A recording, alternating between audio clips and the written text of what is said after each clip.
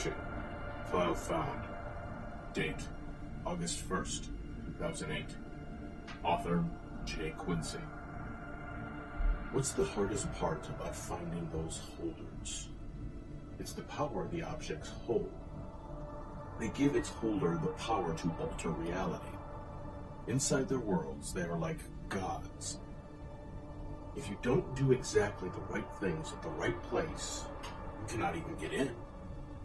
Holders are some of the most terrifying beings that exist.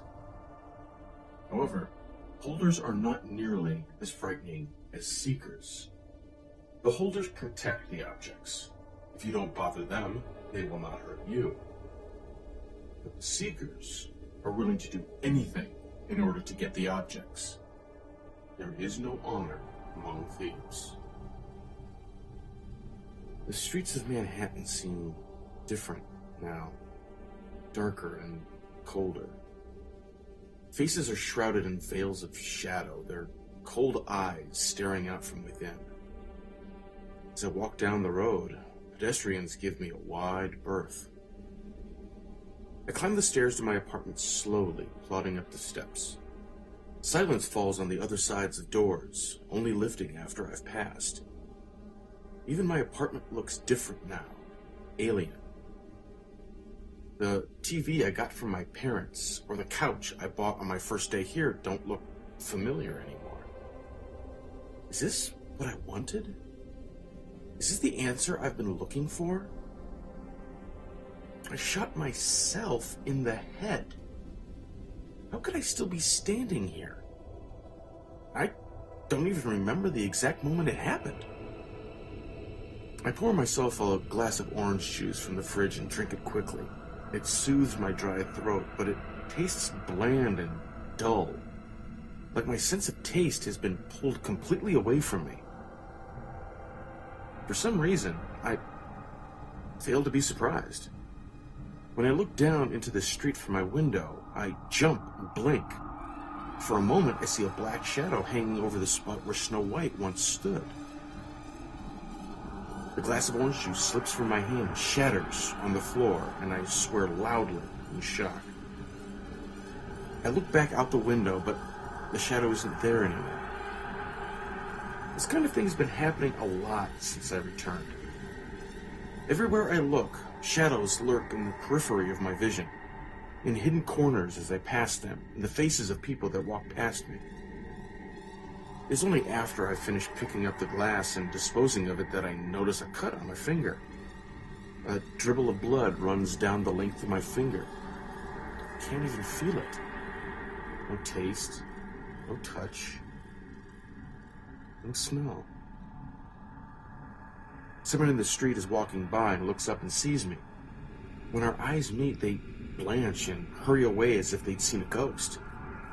As if on cue, the snow begins to fall as well. This snow is not beautiful, but bitter and cold. The minutes tick by quickly and the day wears on, and I remain standing by the window, staring down at the cement below. Even though I've only just returned from the holder of change, my face shows no emotion whatsoever. That night, lying in my bed, I stare at the bedside table where the empty bullet casing lay. It glitters innocently, holding my attention for hours as I try to fall asleep. Just before I drift away, I hear the soft whisper drift through the air, barely audible. My dream is of all-encompassing darkness, and black water is rushing over my feet. Its icy chill crawls over my skin and my muscles, making its way up my body. Like roving tendrils, the chill digs into my body to get at my soul. It's just like before, in the mental institution, when that deathly voice whispered in my ear. All of a sudden, there's an irresistible force on my back, which forces me to my knees. My hands splash down into the water, and I feel something slick clinging to my fingers. When I draw it out, my fingers are covered with something shiny and black. At 5:38 in the morning, just before the sun has bothered to welcome Manhattan, I sit upright and scream at the top of my lungs. The oil on my hands left black handprints on the sheets, which I hurriedly tear from the bed. Howling like a beast, I pull my nightstand from the wall and throw it as hard as I can across the room. It smashes into my mirror with a deafening crash and splinters to the ground. I pay no heed to it and begin to wreak havoc on everything I own. My bed, my TV, my computer, everything. I wish I didn't know. I wish I didn't know. Why? Why do I have to know? Blood is dripping from my hands as I throw a fist through my window, and I don't even feel the cold breeze on my open wounds. So I keep punching, raining glass down on the sidewalk. Why do I have to know? It's 6 o'clock now, and I'm grabbing my coat. Now, only one thought hangs in my mind. The librarian. Now that I know, I have to keep going. I'm out of New York well before sunrise, and by the time I'm out of the state, I notice that I'm well exceeding the speed limit and that I have been breezing past cars for several hours. Why haven't I been pulled over? Of course, people have been avoiding me since I left the mental institution, so perhaps it's paying off now. It isn't over yet. One answer led to even more questions. I would never forget what the holder of change had told me, but it wouldn't keep me from finding out about Snow White, the pendulum, and the message on the wall. It's a lonely drive, yet I'm not alone. The voice keeps me company as I drive. I can't always understand what it says to me, but when it whispers softly into my ear, I can't help but feel calm and relax my tight grip on the wheel. Time flies by as I focus on the road ahead of me, and before I know it, I've entered the city limits of Boston. Before I went to that mental institution, I remembered to print out a map to the librarian's address, and it's crumpled in my hand. When I see his house spring up beside me on the street, I slam on my brakes and pull over. I ring the doorbell and wait anxiously. After several impatient minutes, the door cracks open and a face appears. The librarian looks at me through round spectacles. He's clearly younger than me, not at all what I was expecting. He looks over me with an odd smile, a twinkle in his eye. "Are you the librarian?" I ask with a hoarse voice. "I'm here about the pendulum." He smiles knowingly at me. "I was wondering when you would show up." He stands back and holds the door open for me.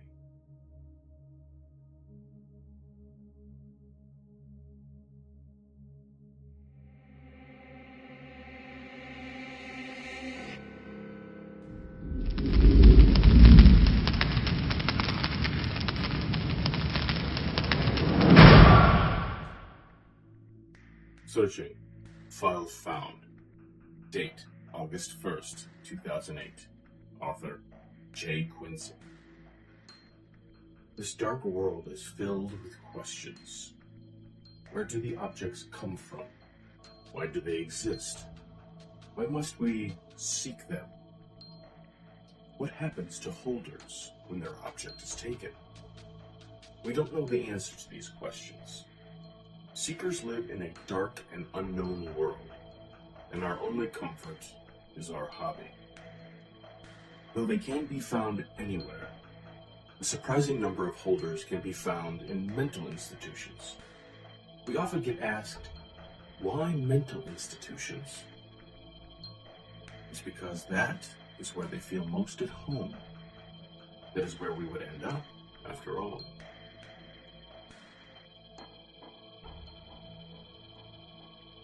I take a step forward, but the librarian's smile suddenly disappears. He holds me back with an open palm and gives me an urgent stare. You have an object, don't you? The question startles me slightly, but I recover quickly. Yes? Then please, leave it outside. Why? I'll explain when we are inside. I withdraw the bullet casing from my pocket and hold it in my hand. It tingles to the touch. It still feels warm as the moment I discharged it. Lovingly, I wrap my fingers around it. Why? I ask more forcefully. He levels his gaze at me through his glasses. Because it puts me in danger. The blunt statement comes in low and catches me off guard. Taking a second look at the casing in my hand, the only thing I can remember now is the terror on Thompson's face before I left him. In a sudden moment of clarity, I decide to ignore the voice. Just this once. The casing makes a soft tink as it hits the step at my feet, and he smiles again and waves me inside. The inside of the librarian's house is more or less how I visualized it. It's messy and dark, and every room is piled with books and papers. Excuse the mess. The librarian leads me to his study, the messiest room in the house. We weave our way through the shelves and piles of books until we reach his desk. Most of them are covered in a thick layer of dust, making them look ancient. Gum? He asks, offering a pack. No thanks. It's difficult to keep a scowl off my face. He doesn't know I wouldn't taste it. He's almost unnervingly friendly. The Seekers, as I understand them now, are paranoid people that avoid social contact, making the librarian the most abnormal one I've met. How did you know I was coming? Your relentless pursuit has been wholly noticeable, He says, as if stating the obvious. I've been watching your quest for a while now, and I could guarantee you that any Seeker that knows about Snow White also knows about you. Thompson was the one that referred you to me, right? I don't know if you've heard, but he committed suicide soon after you met him. Hung himself in his closet. I grumble a little at how nonchalantly he says it. I remember that most Seekers don't like the librarian for some reason. They call him a, wannabe Seeker. Is that what you do? Just watch and research? You don't have any objects yourself, do you? No, I try to stay away from them as much as possible. Seekers are like drug addicts, always consumed by the desire to keep seeking.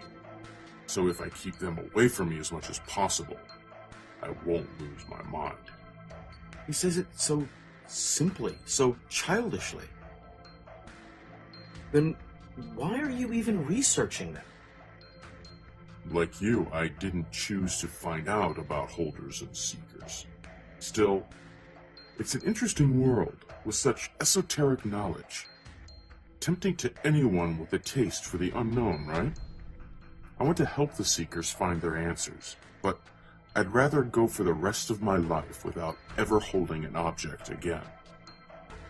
So, you have had one in the past. He glares at me and has a slightly annoyed look on his face. I've stepped over the line. Perhaps your inquiries are best directed to the subject of Snow White. He turns away and begins to roam through a stack of papers on his desk, huffing slightly. There's nothing I can do now but drive at the truth. Is she human? Is she a Seeker? To call her human is too great a charity. Whether she's a Seeker or not is up for debate. What can you tell me about the pendulum? He pulls out a piece of paper and holds it out to me. It's a page ripped out of a new notebook written in neat, concise English. It's what I've been able to put together of the instructions to get the pendulum from its holder. Great, I say, taking it and pocketing it. One more thing then. If you've been researching the pendulum, you must know where it is now. At this point, the librarian seems to withdraw. His smile disappears like a light bulb shorting out, and he avoids my eyes. It's your own fault, you know, that you got wrapped up in this.